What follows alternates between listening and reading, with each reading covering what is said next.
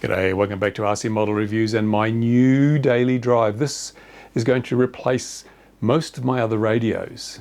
I'm in love with this radio and I'll tell you why as we go through the review. But before you rush out and buy one of these, you must watch this review through to the end because there are some really important caveats associated with this radio.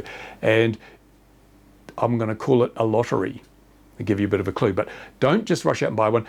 Just because I found this to be so good that I'm going to be putting many of my other radios on the shelf doesn't mean it's going to be the best radio for you. So you need to be aware of all the pros and cons, and I'm going to go through them in this review, hopefully as quickly as I can, but it could be a long review. So grab yourself a coffee, maybe a packed lunch, maybe an overnight bag, because we're going to talk about all the good things in this radio and the bad things, and the things that could be real deal breakers for you. Okay, so here it is, Jumper T-20. It is a 20-channel radio. How did we ever get by with just 16 channels? I don't know, but it's 20 in here. It's a bullet point features. Let me walk you quickly through the radio. I won't comment except to tell you what things are because I'm going to go into detail later on. But okay, we start with, there's some little levery things here, little analog controls. They slide up and down. The Jumper website refers to them in the context of throttle assist. I don't know. They don't explain. They don't tell you what throttle assist means. Nothing in the manual, but they're analog inputs. Two analog inputs you can use for something. We have two analog inputs here, twisty dialing knobs. All radios, most radios have got these. There's no center detent if that's important to you. We've got 6 buttons, which are like a 6-position rotary switch, because when you press one button, any other button is deactivated. So it's like you can have 6 positions on one channel. Well, there was some creative programming. You could probably do more than that. But these are designed obviously for flight controllers, where you want to have like loiter, return to home, cruise, that sort of thing. You can just press the buttons. In fact, they give you stickers to put on here once you've programmed your radio so you can see what the buttons are going to do under your programming. Up here we have 2 sticks, and down here some little joysticks for trim. This is billed as a full-size radio, but they've used sort of micro radio trim mechanisms. There's no separate trim levers, there's just these little joysticks. Then we have 2 more sets of joysticks up here, because 20 channels, you need a lot of inputs to drive those 20 channels. So you've got those little joysticks up there. And finally we have 2 3-position switches on the top of the radio there. That's the front of the radio. Now if we move to the actual very top, there are 2 2-position switches here. Let me move that antenna out of the way. 2 2-position switches there. We have some finger wheels, not thumb wheels because you can't fly like that. Finger wheels, which are just over 2 turns or 2 presses to get from one end to the other, and they have no real effective center detent on those either. Then we have some latching levers. They're latching buttons here. These are like press them and they stay on, press them again, they come off. That's the theory, but they don't work quite like that. I'll get to that later on. Big heatsink on the back. This has got a 1 watt ELRS transmitter in it and a passive cooling system, which is very good. Antenna on the top doubles as a handle, with the benefit that it can also go vertical, because vertical is the only polarization you want to use for really consistent link quality. Never run horizontal if you don't have to. In the back, it takes 21700 batteries, 2 21700 cells. They are bigger than 18650, so you may not have any laying around. If you're going to order this radio, bear in mind you may have to order some batteries to go with it, because you won't probably find them at the local vape store either. I think that's a bit of a downside. This would work with 18650 cells, and I think Jumper should include 2 battery holders. One for those who need the extra or want the extra capacity of a 21700 battery, and others 18650 holder for those that are happy with existing cells, because you will with 18650 still get 4 or 5 hours of operation on a single charge in most situations. Now bearing in mind 1 watt will suck batteries, but most of the time, even if you're running 1 watt on dynamic, you are going to find that it's only broadcasting 10 to 50 milliwatts, because if you're line of sight or you're within a kilometer or so of the model, then it doesn't need very much power at all. ELRS is a very, very efficient protocol in that regards. The benefit of having a watt is that if you suddenly encounter a burst of interference, or if you fly behind an obstruction when you're FPVing, the transmitter can ramp up much more power to cut through that interference or to cut through the obstruction and avoid you getting a failsafe. So that's basically it. Now, there's a screen as well, tiny screen there. That is an OLED screen. The size doesn't concern me. I quite like even this size here. I'm a young guy, so my eyesight's perfect. I have no problems reading screens that size, but I know there are a growing number of old people in the hobby, some people as old as 30 or more, and they often have really bad eyesight. You need to use reading glasses if you're going to use a very, very small screen like that. So be aware if you're one of those older people, unlike myself. And as I say, it's an OLED, so if I turn it on, you can see just like the Tango 2, it looks just like the Tango 2 in that regard. And also, like the Tango 2, you can't see it in the midday sun. Unfortunately, midday sun just washes out. That's the problem with OLEDs. They just do not have contrast and high ambient light conditions. So there we go. There's also the little scroll wheel that we used to, and 3 buttons there. They don't have a separate page forward and page back. You just hold the page forward down longer to go back, which I don't know. I guess they wanted to make it balanced, but they could have put another button in. There we go. That is basically the radio. Now I want to talk a bit more about all these controls. What's good, what's not, why, and whether it really matters. Now when I got this radio, it came in a plain cardboard box, and inside the plain cardboard box was this box, which proudly states this is a Jumper T-20 and it's a full-size radio. So I was a little disappointed that it doesn't use full-size radio type trims. I don't like these little joysticks too much. On a micro radio, you've got to have them, there's no room, but this is full-size sticks. They could have put real full-size trims on there, just a minor niggle. Anyway, I looked at the picture on the box and I thought, that's a rather pretty looking radio. It looks quite nice. And I opened the box and I saw it in the flesh and I thought, yeah, it is actually quite a pretty radio. And then I picked it up. Ooh. Now, let me just say for a moment, there's a bit of a race to the bottom been going on with radio manufacturers. Radio Master and Jumper have been making increasingly smaller, lighter, lower cost radios because they realize that unless they continue to sell radios, they don't make any money. They can't stay in business if everybody's got enough radios, don't need another one. So they have to be coming up with compelling reasons for you to actually buy the new radios they make. And if you've already got yourself a Zorro or a T16 or a T18 or a Tyrannus or a Futaba, why would you spend money to buy a radio when you've already got a perfectly good one? And that's the real dilemma that the radio manufacturers are facing. It's a real problem. It's an existential problem. If you don't keep buying these things, they go out of business. So as I say, there's been a race to the bottom. They've been thinking, if we make the radios cheap enough, well, people will buy them whether they need them or not. And that's, to a degree, that's worked because like some of these radios are dirt cheap now, so very, very cheap. Which is why when I looked at this, I thought, hello, this isn't right. This isn't a cheap radio because, it looks so nice. And then I picked it up and I thought, oh my God, this feels like a $250 radio. It really does. So I thought, Jumper may have decided to do a free sky. Jumper may have decided there's no money racing to the bottom. The margins on a $60 radio are virtually nothing. So maybe they've decided to go up like FreeSky did and make more expensive radios that cost more, but you don't have to sell nearly so many of them to make the same amount of money. And when I picked this up, I thought, that's what they're doing. And then I played with the sticks and I thought, these sticks are so nice. And this, to be fair, they come in 2 versions of this radio. One has regular sticks. This is the one with the CNC Hall effect sticks. And these sticks are really good. They're adjustable for length, for spring tension, and for the amount of throw, which makes them really, really good for someone like me who is quite sensitive to how the sticks are set up. I got the Radio Master Boxer. There we go, Radio Master Boxer. Fine radio, works really well, but I couldn't use it. Out of the box, the sticks were just the springs were way too tight. And because with Parkinson's, if I have to put a lot of pressure on my thumb, it starts shaking and flies terrible. So I thought, I'll lighten up the springs, wound them back a bit. But then, even though they were still tight, there was no centering anymore because the springs went totally slack before the stick was at the center, and it was still too tight at the extremes. So I spent days trying different springs, finally found some springs that were adequate. Not good, but adequate. And as it's set up now, I can fly this radio, but it's not a good experience because the sticks are still too tight for me, and I can't find springs that will give me good centering and light springs. The sticks just, they don't work for me. Probably they work for most people, but just not for me. So I was delighted when I took this radio out of the box and the sticks were nicely light and centered perfectly. I thought, ooh, these sticks feel like the sticks you'd find on a $250 radio. And this is where I ran into a bit of a problem. I told you it'd be a long video. It's a long video. This is where I ran into a problem. I never check the price of things before I review them because I don't want my perception of what I should be getting for my money to affect my judgment of whether something is good or bad. So I went and I reviewed the product like a $250 radio. I thought, this has got to be worth $250. It feels so damn good and those sticks are so nice. So I kept coming up with a negative review. I've done this about 10 times, and every time I started with good intent, but in the end I was saying, and then I thought, well, hang on, maybe I got this wrong. Maybe this isn't a $250 radio. I better check the price. So I did. I checked the price, went online. If you want to buy this with the standard stick units, as of the time I make this video in August 2023, it's $110 US. And if you want the fancy bling bling one with these superb stick units here, fully adjustable, it's $140 US. It is a bargain at that price because it just feels like a radio that's $100 more expensive than it actually is.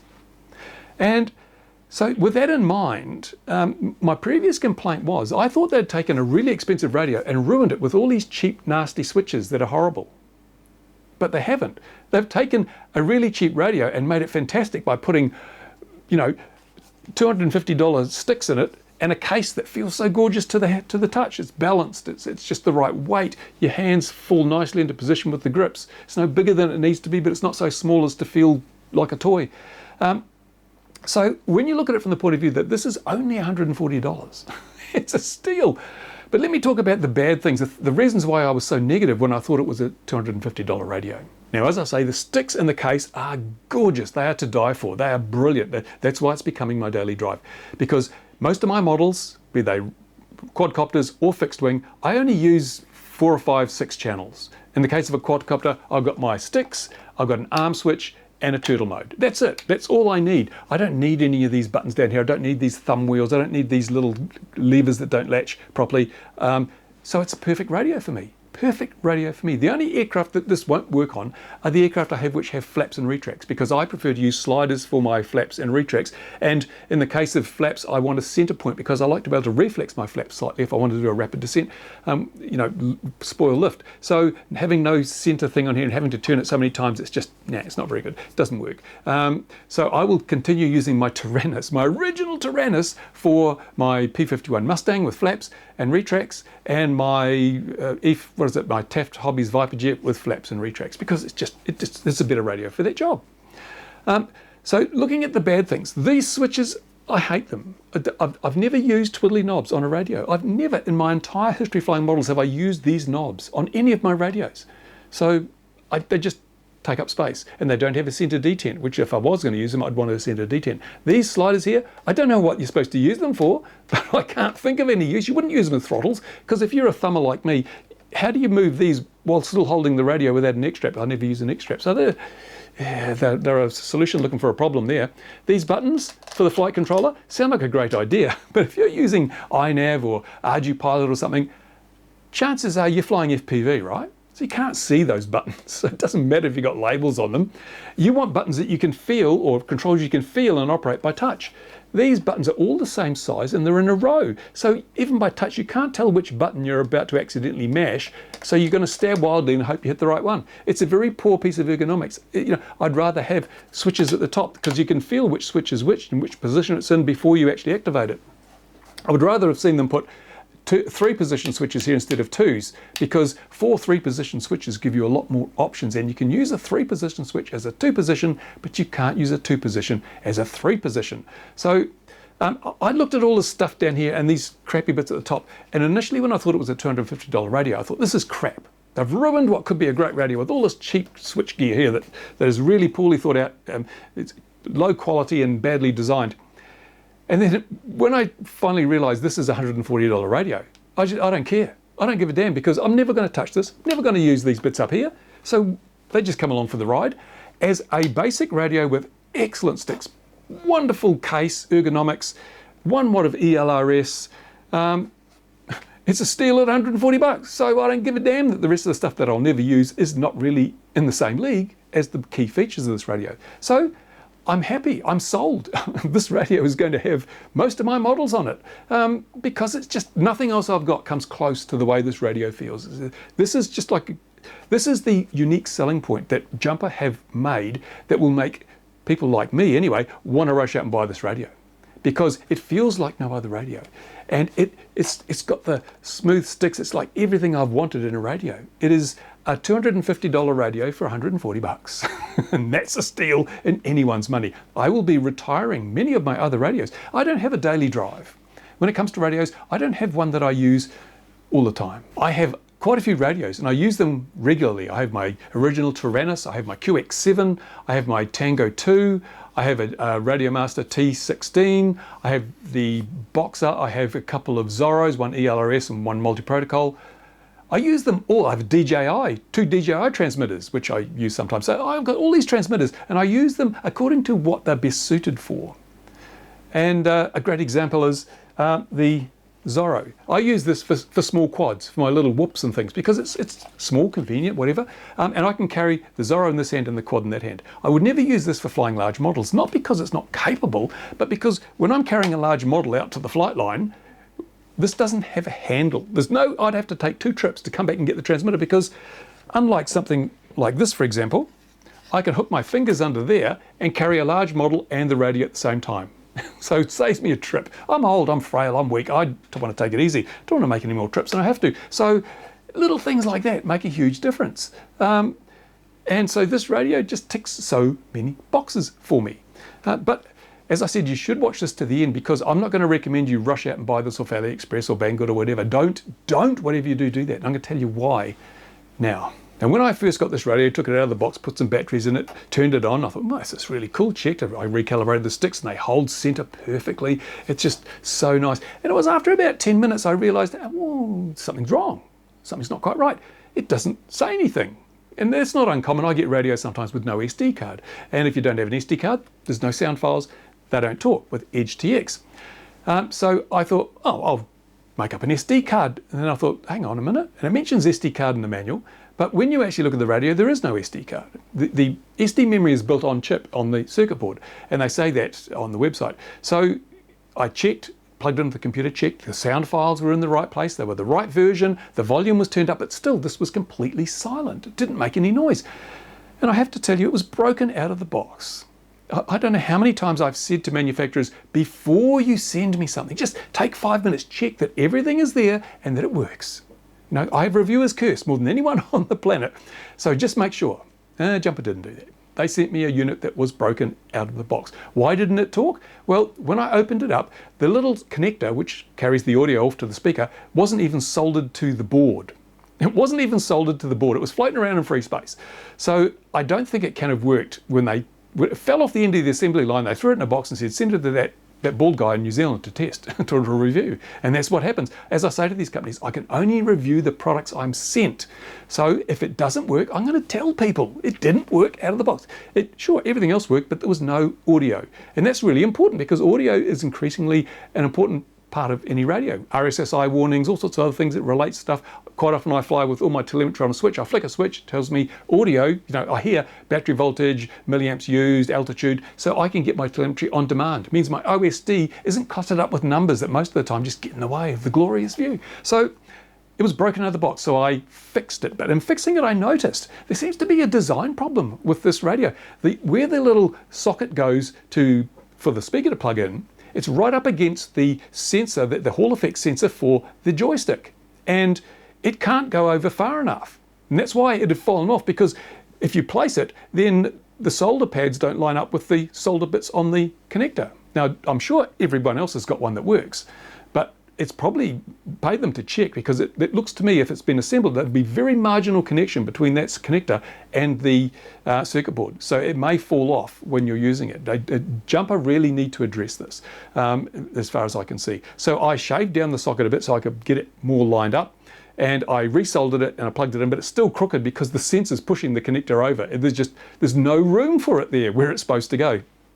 And this points to Jumper's had a bit of a problem in the past. They tend to rush things to the market. We had the original Jumper T16, and it was rushed to the market, and that's fantastic. And then the flat flex cables started to fail because they hadn't really tested enough to realize that those flat flexes just wouldn't last any length of time in an environment with heat cycling, things like that. So most people with Jumper TX16s had to replace all the flat flexes. Okay, then they brought the T-Lite out, the original T-Lite, and the battery didn't fit. You had to bend the contacts of the spring contacts on the end of the 18650 battery holder before they'd even touch the battery. Oh dear, no one was paying attention. And I gather also, yeah, that's right, with the ELRS version of this, there were problems doing the Wi-Fi update. If it failed, you had to go through all sorts of things to reflash the ELRS on there, because they hadn't thought it out properly to start with. The new one has a boot button, they say. I haven't found it, but it's got a boot button which solves that problem. So all the way along, Jumper are very keen. I think one of the main things is if we get to market first, we'll get market share, and that's a valid way of looking at it. But if you rush things to market, then early adopters pay the price. Now, this is a fairly easy fix. If this connector falls off again, I'll just solder the wires to the board. It's not a problem. But not everybody feels confident in the soldering these very fine wires to very fine solder pads deep in the bowels of their radio. And another fault I discovered when I was doing that is even more worrying. This antenna connects to the circuit board through a very fine piece of coaxial cable. That's not uncommon, that's fairly normal. When I pulled this radio apart, unfortunately I put the camera away and I discovered this, the coax itself had been jammed between the two case halves, so it was squashed. Now coax is a pipe for radio waves. It's like a hose pipe. If you squash a hose pipe, then you get a lot of back pressure and not all the water is going to get through. If you squash a piece of coax to the extent that it physically deforms it, the same thing happens with the radio waves. They can't get through. A thing called standing wave ratio goes up because the impedance of the coax changes at the point where it's squashed. It's exactly what happened with this radio. The coax was squashed flat, and therefore this, although it's got 1 watt of power, wouldn't have the range I'd expect it to have. I managed to reform the coax. Not always a good idea, but I managed to reform it back to roughly the right shape. So it should be okay. And it runs now I ran it for half an hour on full power, and this only got warm, and the heat would be a good indication that things were going astray. So it seems to be all right. But that should never have happened. It should never have been shipped with coax that was pinched in that way that could have compromised the life of the ELRS transmitter and the range you get out of the unit. So Jumper need to fix their quality control. There is none, as far as I can see, which is, I think we can find that out because they sent me a little, here it is, yeah, certificate. This is the Jumper certificate. It says on the back, this product has passed the inspection and is allowed out of the factory. That's their little quality control thing. If we look on the back, it's not even filled out.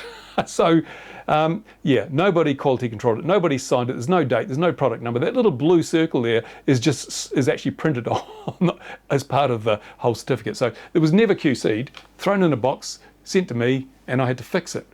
2 faults before I could actually use it. Not good enough. So, as I say, it won't stop me from using this as a daily drive because it's such a gorgeous radio to use. It feels so nice. But if you were thinking of buying one of these, you'd be really happy with it if it worked. So here's my advice. This is the advice I'd give to anyone looking at buying one of these. Don't buy it directly from China. Don't buy it from AliExpress. Don't buy it from Banggood. Don't buy it from any shop that's any distance away, because if you get a faulty one, you want to be able to rack up at the counter and say, this doesn't work, give me a replacement or my money back. Because based on my experience with the sample they sent to me, there's a very high probability that you might get one that needs work or needs repairs or just doesn't work because they're not being tested properly. And there's obviously no quality control in certain phases of the assembly. So yeah, it's a brilliant radio, but buy it from a local retailer if you can. Or if you're going to do it online, a store that's nearby has a really good reputation and will be prepared to stand behind the product over and above the Jumper company itself. Because if I'd bought this, if I'd spent my own hard-earned money on this, bought it from Banggood or something, and it arrived and it had these faults and I wasn't savvy enough to work out what the faults were and repair them, I would have had no option but to send it back to China. And in New Zealand, you cannot send anything to China with track and trace for less than 100 New Zealand dollars. So this radio would have become $100 more expensive than it is. So then it would have been the $250 radio I thought it was, and then it wouldn't have been the value that it represents at $140. So be very, very careful where you buy this radio. By all means, based on my experience to date, I don't think anyone would be disappointed with this radio. And it's a compelling reason to buy it the moment you pick it up. So yeah, but just get the insurance by buying it locally. Do not trust that you're going to get one, or unless you're into lotteries and gambling. If you like a little bit of a flutter, then buy it from Banggood and open it with crossed fingers, because it may not work and you may not find anyone around who can fix it. People that can actually fix stuff are becoming increasingly rare, like hen's teeth. I'm one of the few left. Me and Ian at Mads Tech. So yeah, that's it. That's basically my summary. That's my takeaway here. I love this radio so much, I'm going to put everything on it.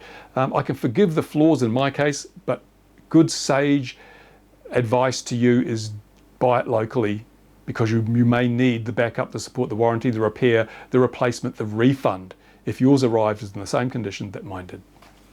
So hopefully Jumper's listening and they'll do something, and eventually they'll break the curse of, these new products are released just a little bit too soon, before they've got the bugs out of them or before they've got their quality control set up. There you go, that's it. Thank you for watching. I hope you found this review worthwhile. Remember, I can do this. I can point out the bad and the good, because there's no affiliate link down there. I'm not making a cent out of this. You can buy this and you probably love it to bits, but I'm not going to get rich if you do. I'm not going to get rich if you don't. So there's no imperative for me to perhaps speak, sort of gloss over the bad bits in the hope that you'll spend some money and I'll get richer. I don't care. The people that support me on Patreon, they've given me that freedom to tell it like it is, which means my reviews sometimes tend to be a little more critical than other people's, which means if I say this is a fantastic radio, you got to believe it, because that's what I found. Now, this is going to be a multi-part review because I haven't flown anything on this yet. I need to make sure that this wonderful experience translates into wonderful flight experience. I cannot give you that assurance yet because I haven't flown. I will be flying on this weekend, and I will be coming back and telling you that'll be part 3 of this review. No part 2? Well, everybody knows I don't do part 2s.